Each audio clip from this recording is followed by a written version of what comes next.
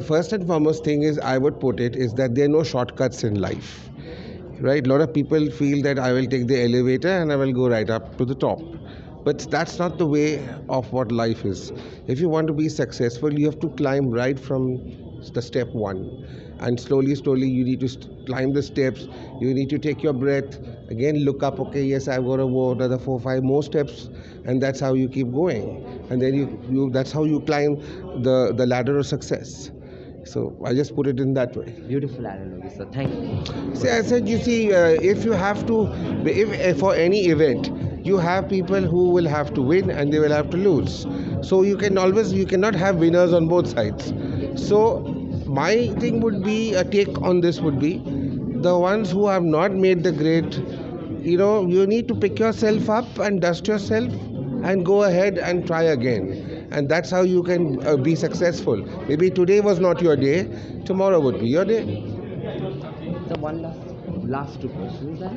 Upon the education system, like concerning the students, what do you think is the major problem of our education and how do you resolve it?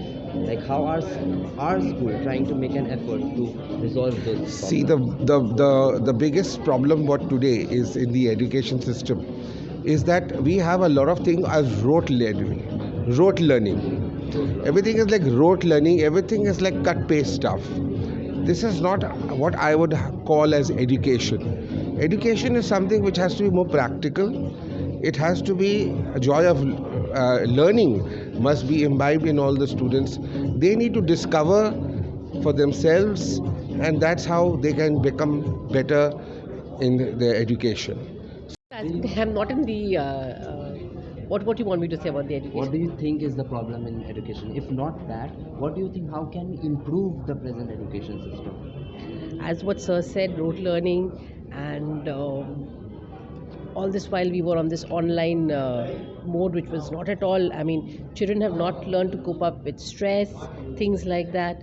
It's all But now, I think once we meet face to face, this will definitely have an impact. Yeah. Thank you. I'll tell you two reasons. Two things have impressed me about this particular competition. One, everything has been done by the boys and girls. It is not a teacher-centric event. I don't see teachers anywhere.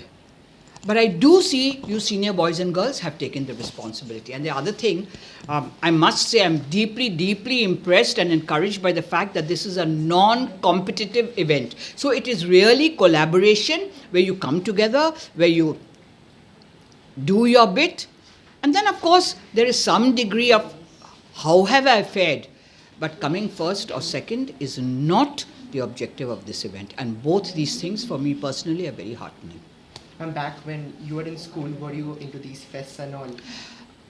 See, in my time, now you know how old I am. When I was in school, we did not have fests. Fests are something that happened in the mid-80s. Late 80s. Before that were inter-school competitions. So we'd go to another school and have, say, a debate. Or we'd go to another school and have an elocution. But to say 15 schools come together, no. That was unheard of, unthinkable in my day and age. But like I say, somewhere in the mid-80s, school administration started bringing together different schools for different events. And it always started with sports. So you had inter-school sports. But to say an inter-school literary event, much, much later. Pupil-centric, and the fact that it is non-competitive, it is collaborative. For me, these are two vital reasons why young men and women must come together. I keep saying if there's anything our country needs now, it's to bring people together. We have had too much of, I'm sorry, I'm not making this into a political speech, but this is becoming very divisive in this day and age. And anything that brings young people together and where we find a common platform, my heart would go there. So till now you have been through cartoon making, t-shirt painting, non-flame cooking and quiz. Which has been your best? Like personal life? I'll tell you, my heart is in quiz and debate, always. If there's a quiz and debate, I'll run there. So, of course, the cooking looked very, very interesting. And I heard quite a lot of people saying, let's go, let's go. Very nice. See, cooking is very creative. It is therapeutic. It's all these things.